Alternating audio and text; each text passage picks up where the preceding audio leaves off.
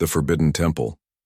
The twin sons of Carathia painted the sky in shades of amber and crimson as Marcus Chen wiped the sweat from his brow. The human archaeologist had spent 3 months on this alien world, studying the warrior culture of the Korathans, but nothing had prepared him for what stood before him now.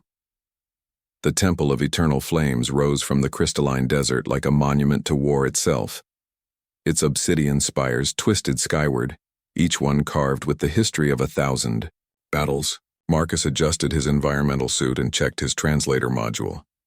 Today he would finally see the legendary weapon that had shaped an entire civilization. "Stay behind the barrier, human," growled Commander Vexara, her forearms crossed, in a gesture of authority. The Karathan warrior stood 9 feet tall, her scaled skin shimmering with bioluminescent patterns that indicated her rank. "The sundering blade is not for alien eyes to linger upon." Marcus nodded respectfully, though his fingers itched to document everything. The Karathans had been reluctant hosts, tolerating humanity's presence in their sector only because of the Mutual Defense Treaty.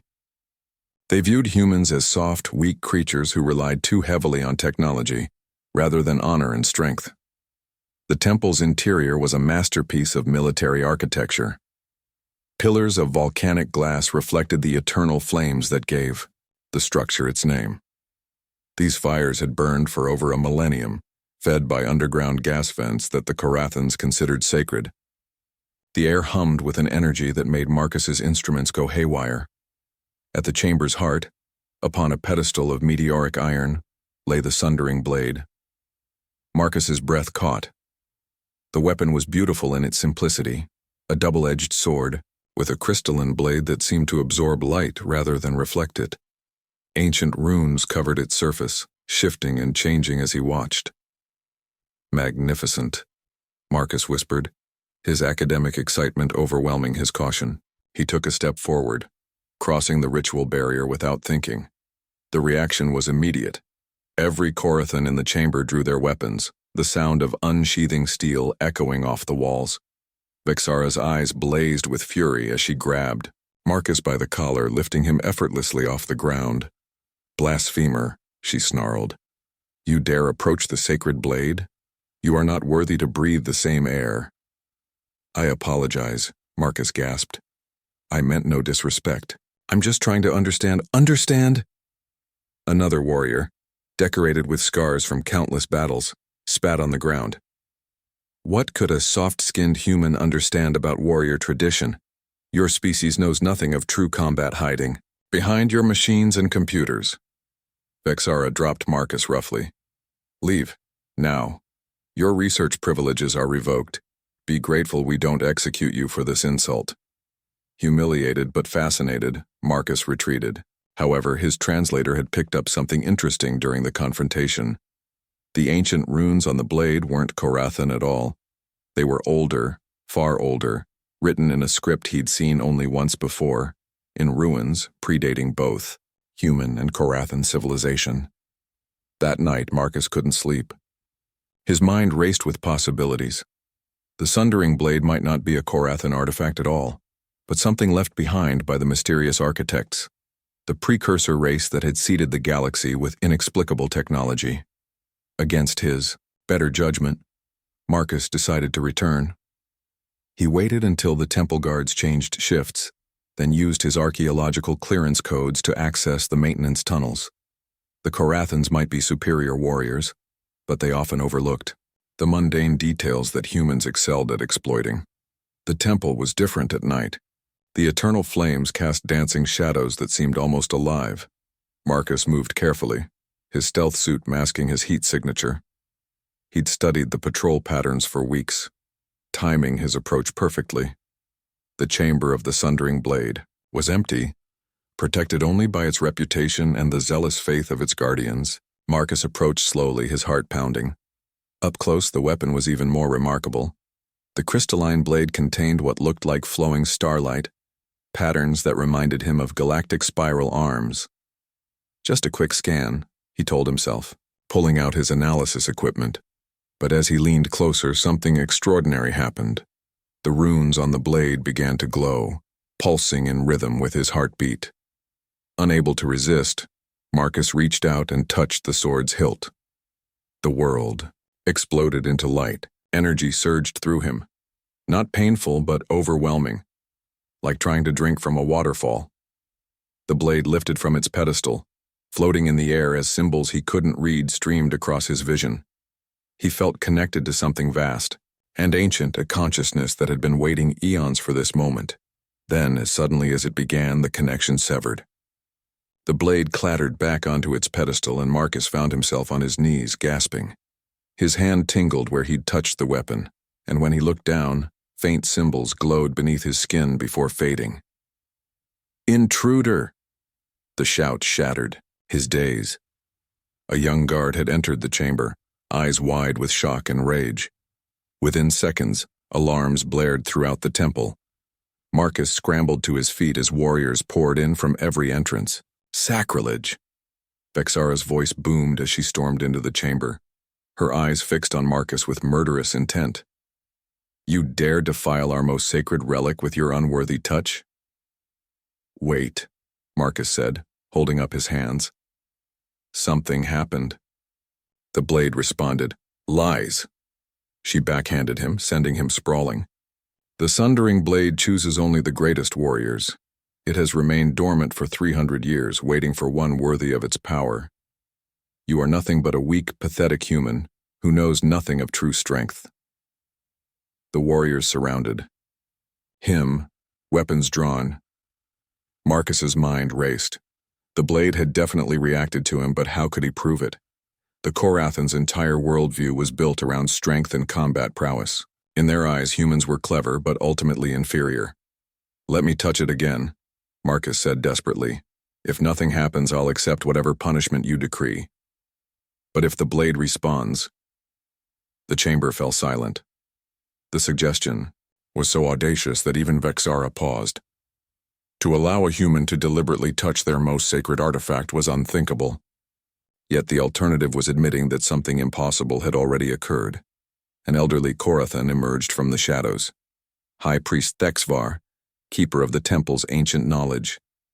His scales had dulled with age, but his 6 eyes remained sharp and curious. "Commander Vexara," he said slowly, "perhaps we should consider this.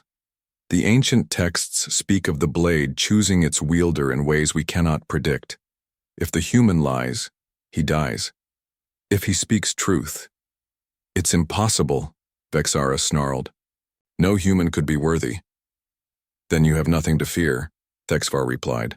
The silence stretched uncomfortably. Finally, Vexara stepped aside, her expression promising death if Marcus failed. "Touch the blade, human. Prove your wild claims."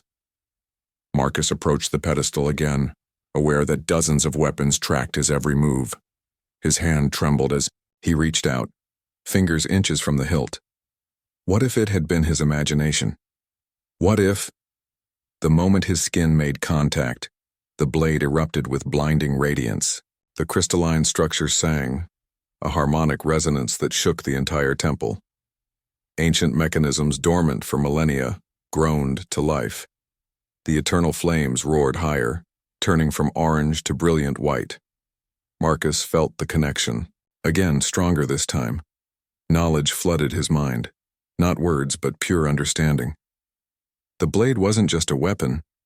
It was a key, a fragment of something infinitely larger. And it had been waiting not for a warrior, but for someone who could bridge the gap between species. The light faded, and Marcus found himself holding the sundering blade. It felt natural in his grip, as if it had always belonged there. Around him, the Korathan warriors stood frozen in shock. Some had fallen to their knees. Others backed away in fear. "By the ancient gods," Thexvar whispered. "The prophecy. It's true." Vexara's expression cycled through disbelief, rage, and something that might have been fear. "This cannot be. You are not a warrior. You have no honor, no strength. How can the blade choose you?" Marcus looked at the weapon in his hand, its glow now gentle but constant. Maybe it's not about being the strongest warrior. Maybe it's about something else entirely. "Blasphemy," someone muttered, but uncertainty had crept into their voices. "The blade has chosen," Thexvar declared. "For the first time in 3 centuries, the Sundering Blade has awakened. We must consult the deep archives, study the oldest prophecies. This human may be more important than we imagined." As the Korathans argued among themselves, Marcus felt the blade pulse with warmth. Images flashed through his mind: star charts, alien symbols, and something else. A darkness approaching from the void, ancient and hungry. The blade hadn't chosen him because he was a warrior. It had chosen him because of what was coming, and humanity's supposed weakness might be the galaxy's only hope. The Awakening. The Korathan High Council chamber had never hosted a human before. Marcus stood at the center of the vast amphitheater, still holding the Sundering Blade, while hundreds of the planet's most powerful warriors deliberated his fate. The weapon's soft glow cast strange shadows on the walls, and he could feel its energy humming through his bones. "This is unprecedented," growled General Kraxtor, Supreme Commander of the Korathan military. His battle scars formed intricate patterns across his scaled hide, each one a testament to his prowess. "For 3 millennia, our greatest warriors have attempted to claim the blade, none succeeded. And now, this," he gestured dismissively at Marcus, "this soft creature dares to stand before us as its bearer? The blade's choice cannot be disputed," High Priest Thexvar interjected. He had spent the past day consulting ancient texts, his 6 eyes bloodshot from strain. "The old prophecies speak of an outsider, one who would unite the galaxy against the Void Hunters." "Fairy tales," another council member spat.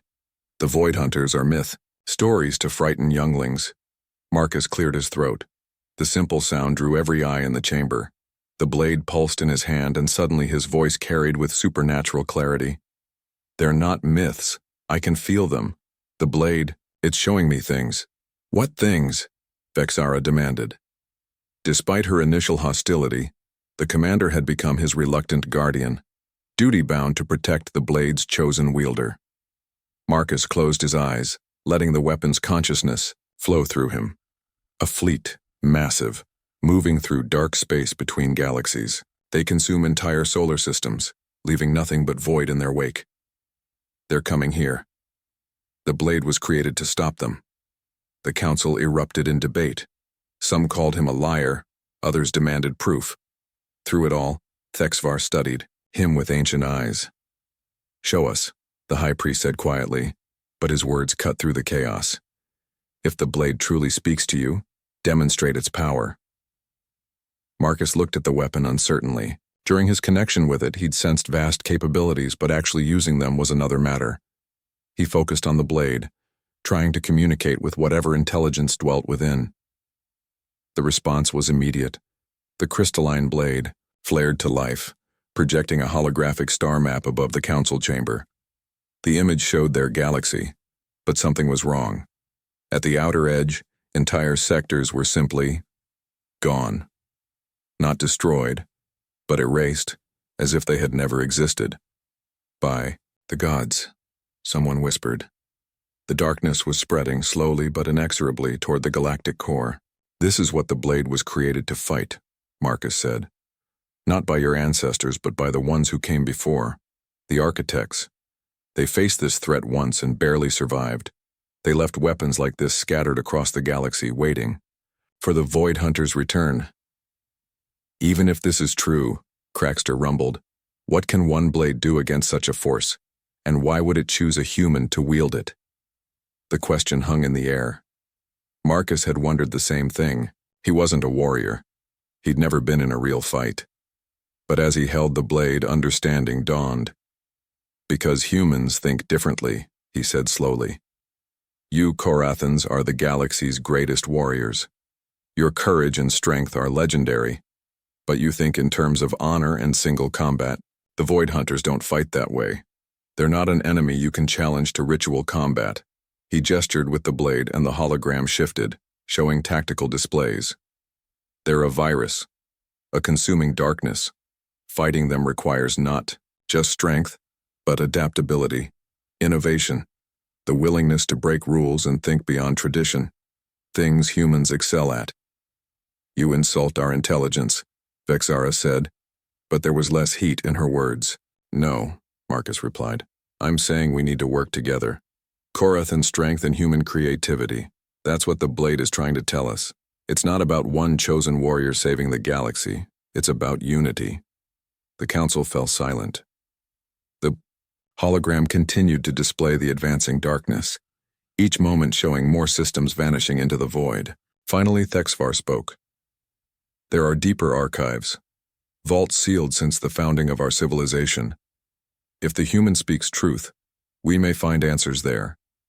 He turned to Marcus. The blade chose you. Will you help us prepare for what's coming?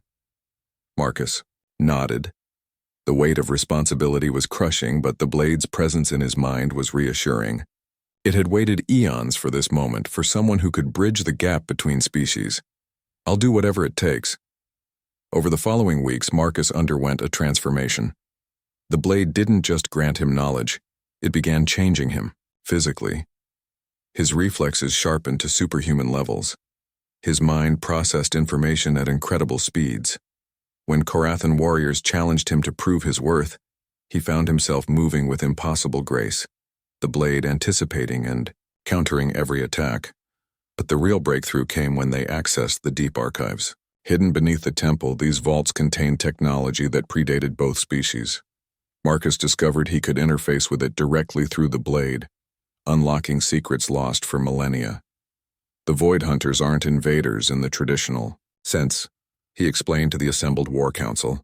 They're entropy given form. They exist to return the universe to its primordial state, nothingness.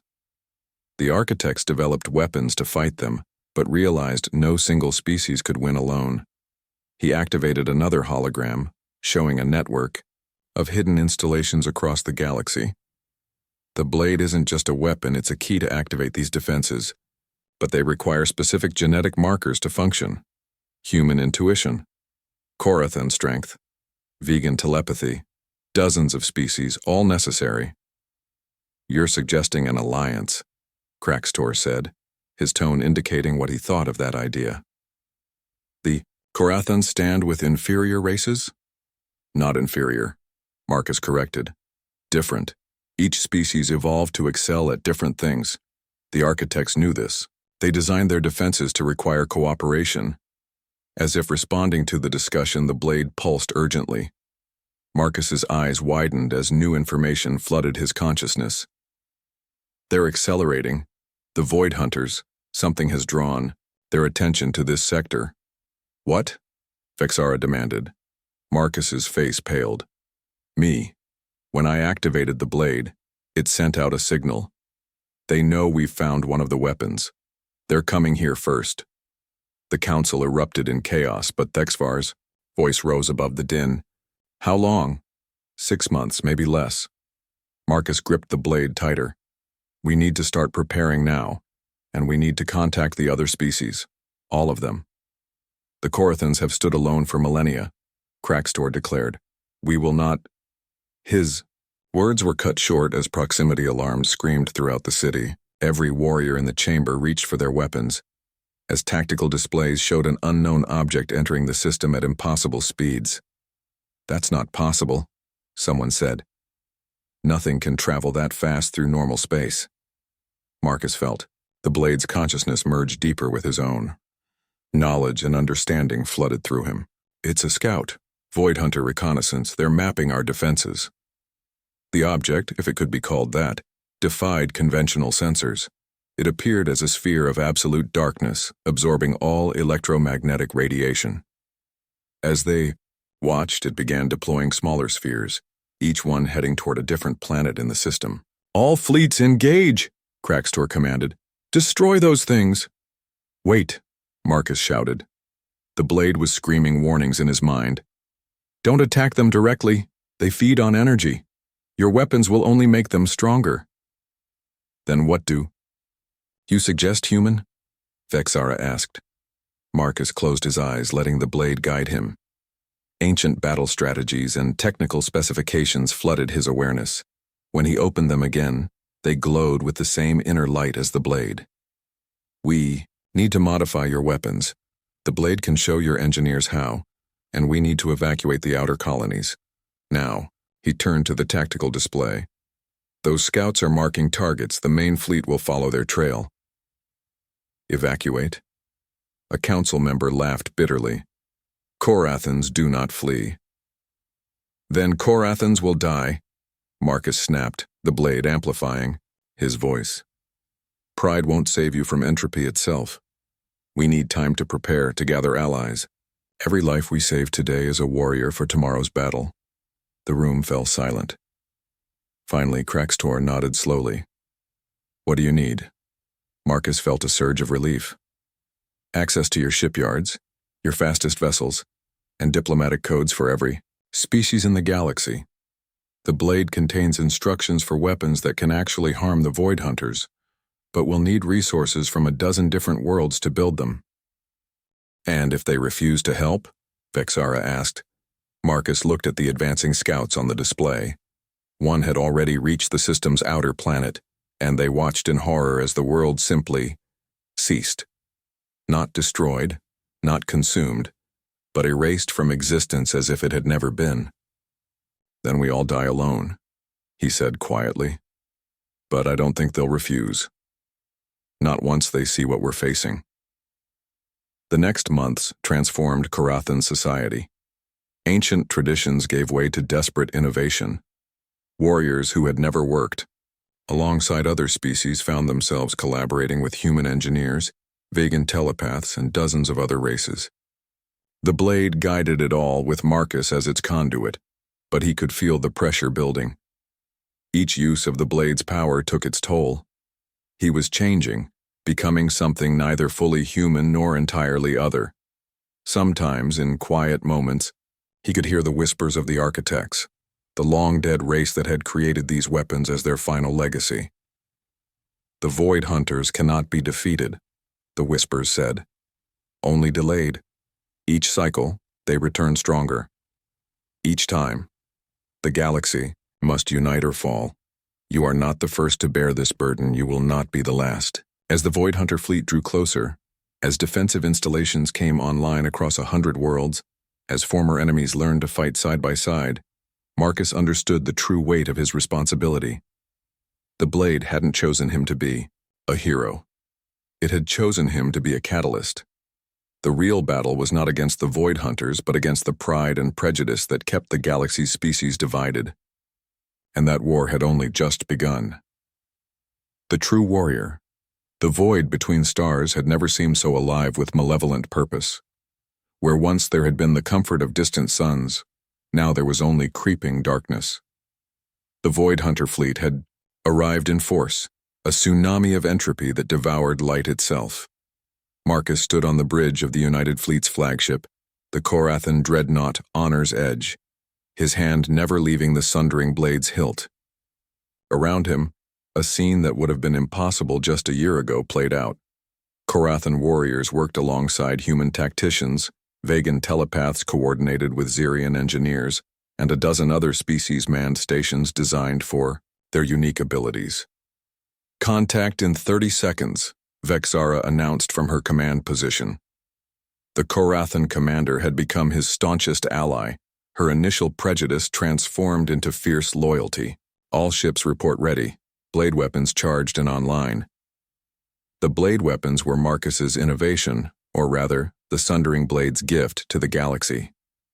Using knowledge locked within the ancient weapon, they had retrofitted every ship with crystalline projectors that could actually harm the Void Hunters, but they required precise coordination and tremendous power. One miscalculation and they'd drain their entire fleet. Remember, Marcus said, his voice carrying across the fleet-wide comms, these things aren't just enemies. They're the absence of existence itself. Don't think of this as a battle. Think of it as imposing our reality on theirs. Through the viewports, the Void Hunter fleet materialized.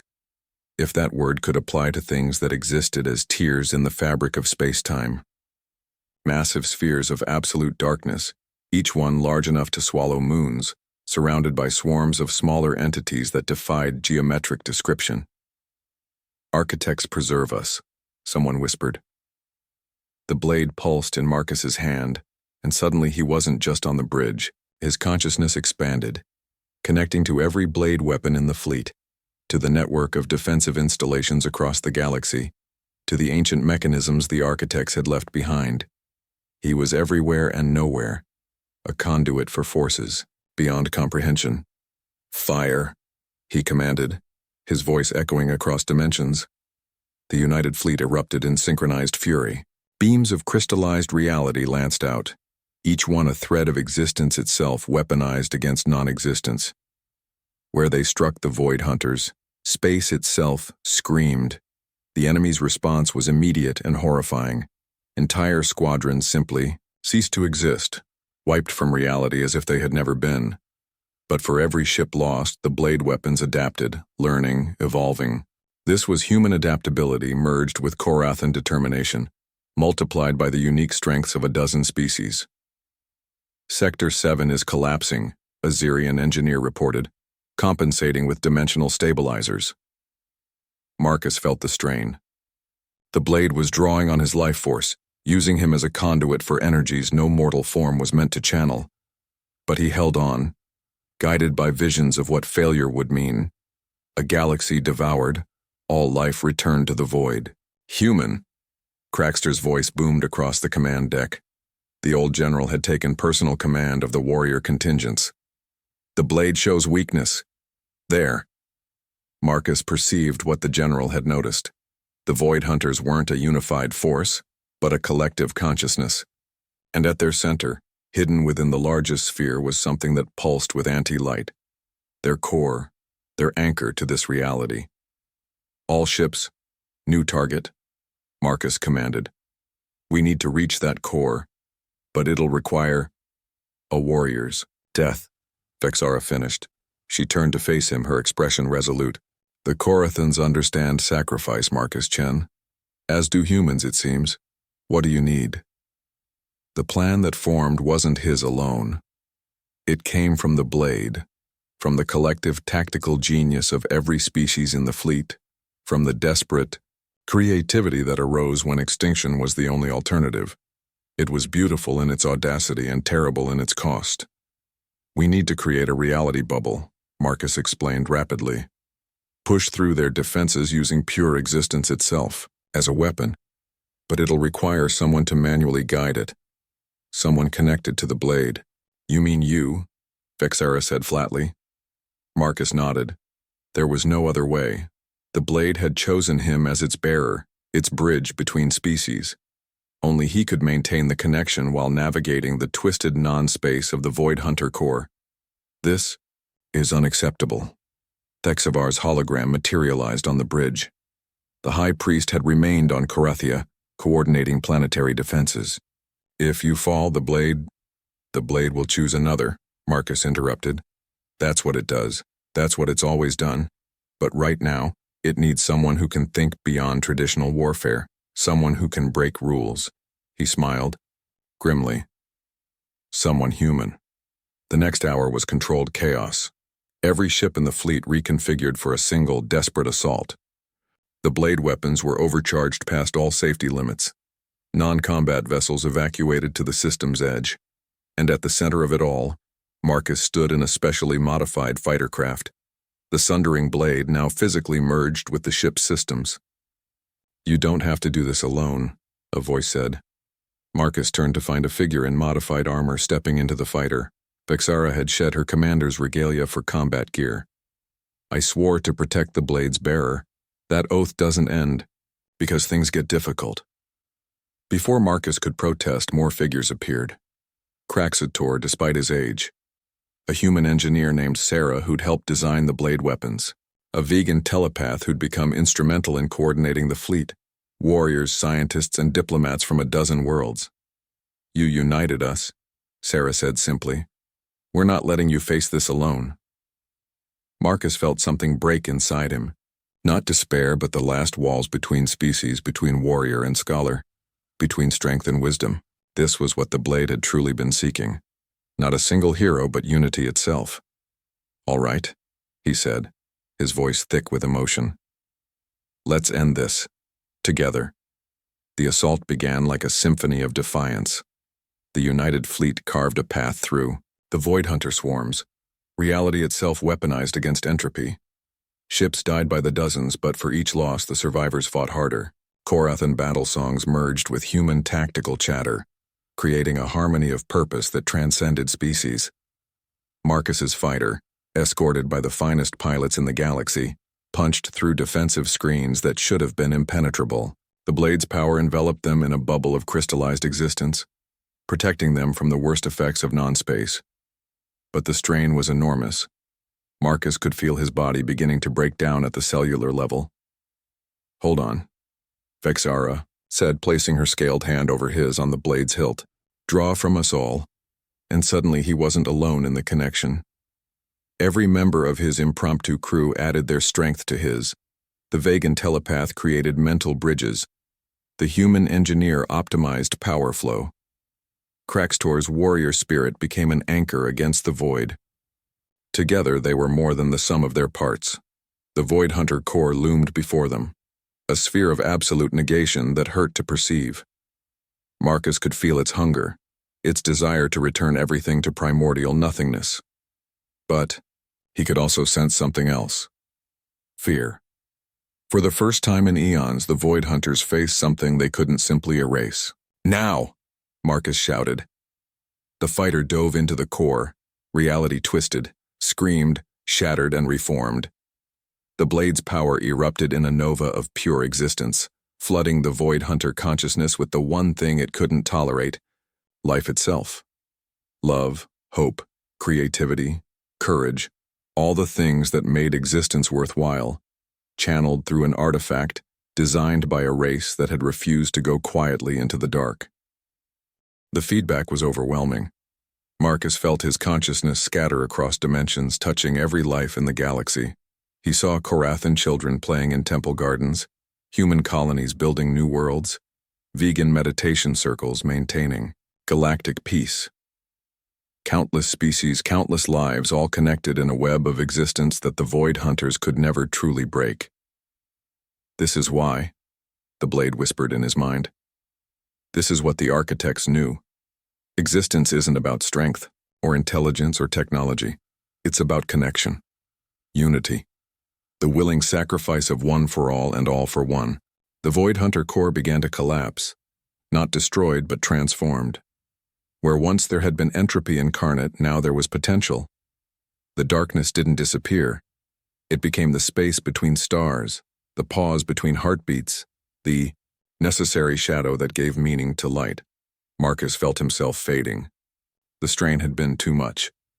But as his vision dimmed, he saw the results of their victory.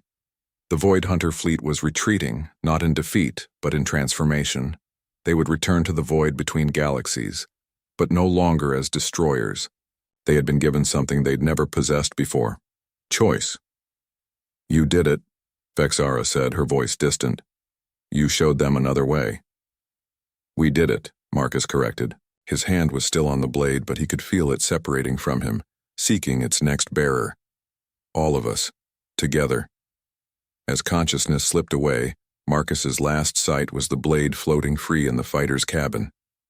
It pulsed once. A farewell and a promise, then shot through the hull toward the gathered fleet. He didn't see who it chose next. It didn't matter. The blade would always find someone worthy when the galaxy needed unity most. The war was over, but the real victory was just beginning. Species that had been enemies now stood as allies. Technologies shared during the crisis would advance civilization in ways previously unimaginable. And somewhere in the void, the transformed Void Hunters would stand watch.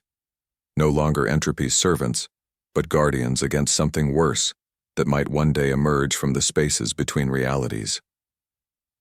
Marcus. Chen closed his eyes, a smile on his face. He had been called unworthy, a wretch unfit to touch a warrior's blade, but in the end, he had proven the greatest truth of all, that sometimes the greatest warrior is the one who knows when not to fight alone. The galaxy would remember him not as the human who stole a sacred weapon, but as the one who showed them that their greatest strength lay not in their blades, but in the hands that wielded them together.